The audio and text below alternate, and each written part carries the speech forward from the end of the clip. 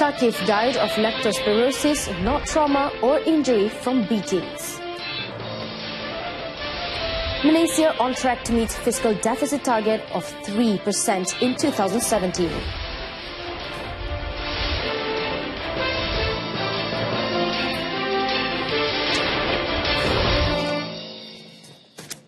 Good afternoon, I am CYNTHIA. You're watching News on 2. The post-mortem result of 11-year-old TAFE student Muhammad THAQIF Amin Muhammad Gaddafi revealed that he had actually succumbed to leptospirosis. It was earlier believed that he had died due to alleged beatings by his school's assistant warden. Health Director General Dr. Noor Hisham Abdullah in a statement said the condition was further complicated by a necrotic skin condition and the formation of micro blood clots in the blood vessel. He said that Muhammad THAQIF's condition led to a change of skin color and subsequent organ failure. He added the post-mortem result will be forwarded to the police for further action. Muhammad THAQIF was hospitalized on 19th of April for injuries on his legs after he was alleged to have been bitten by the assistant warden of the religious school. He had both his legs amputated on the 22nd of April due to injuries and passed away at Hospital Sultan Ismail on the 26th of April. Following the incident, a special investigation committee which consisted of forensic consultant specialists was set up to probe the case. A headless and armless body of a baby girl was found in front of a factory in Jalan Bakar Arang, Sungai Petani, Kedah yesterday. Kuala Muda Police Chief Assistant Commissioner Muhammad Zukir Mat Isa disclosed that the baby's head and arms was believed to have been eaten by stray dogs as it was surrounded by several canines before being discovered by a passerby outside a factory gate. ACP Muhammad Zukir said a post-mortem on the baby revealed that the baby was about 35 weeks old and he had died between 1 or 2 days ago. The case was being investigated under Section 318 of the Penal Code for concealment of birth by disposal of a dead body. Police have launched a hunt for the suspect. Members of the public are urged to come forward with any information to help with the investigations of the case.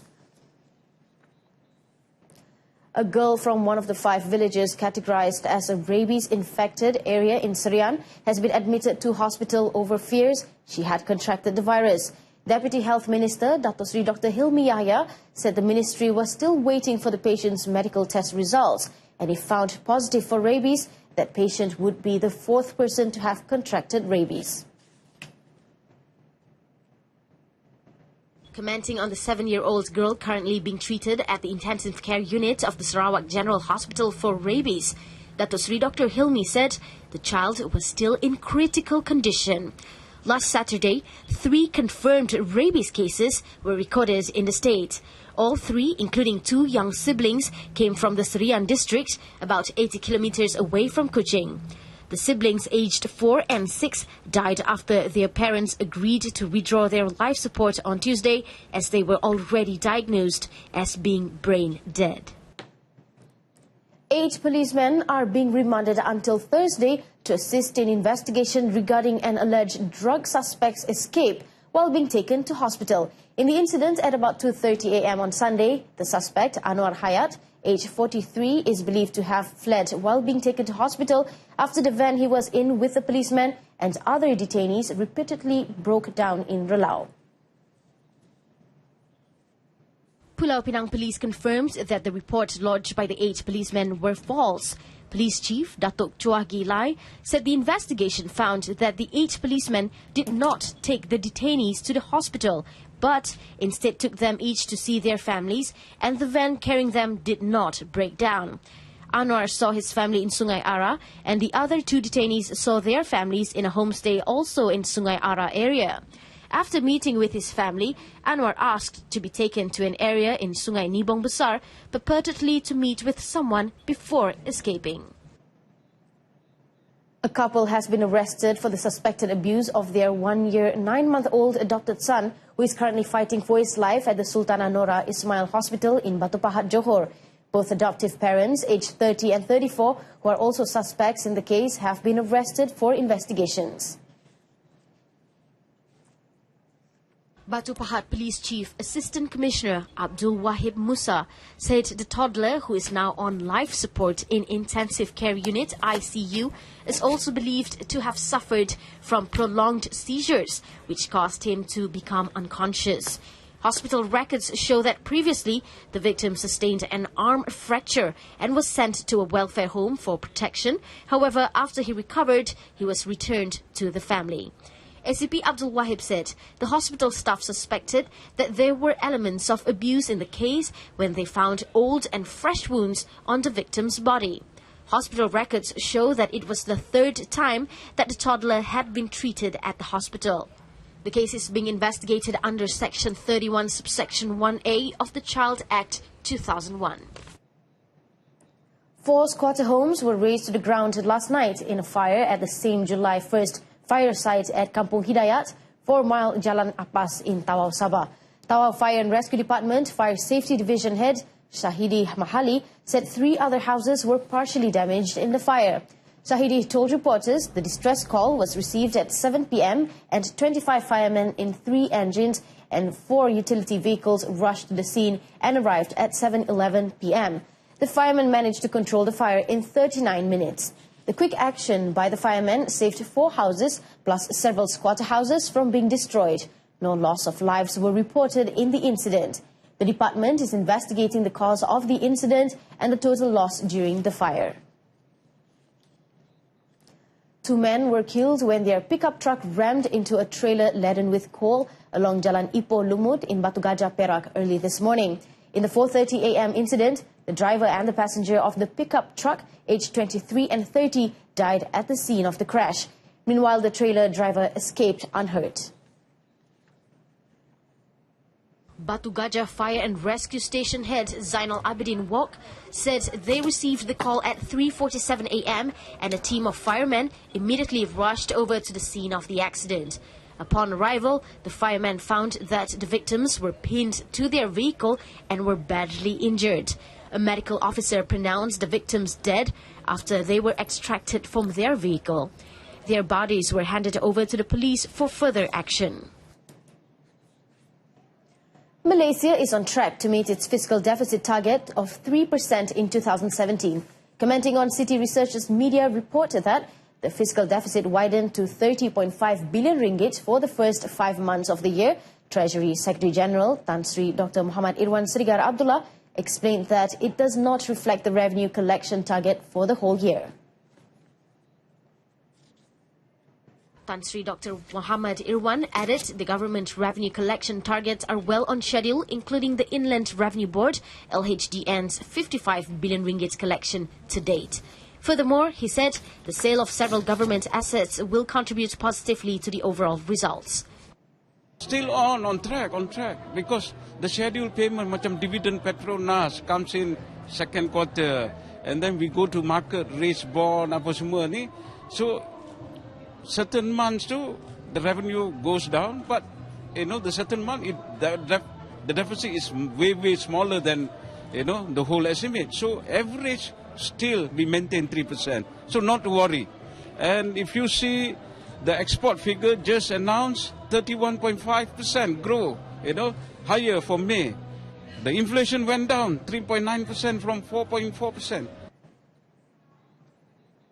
Selangor Barisan Nasional BN is currently making improvements to the party's manifesto for the upcoming 14th general election by taking into account suggestions from the grassroots and professional communities.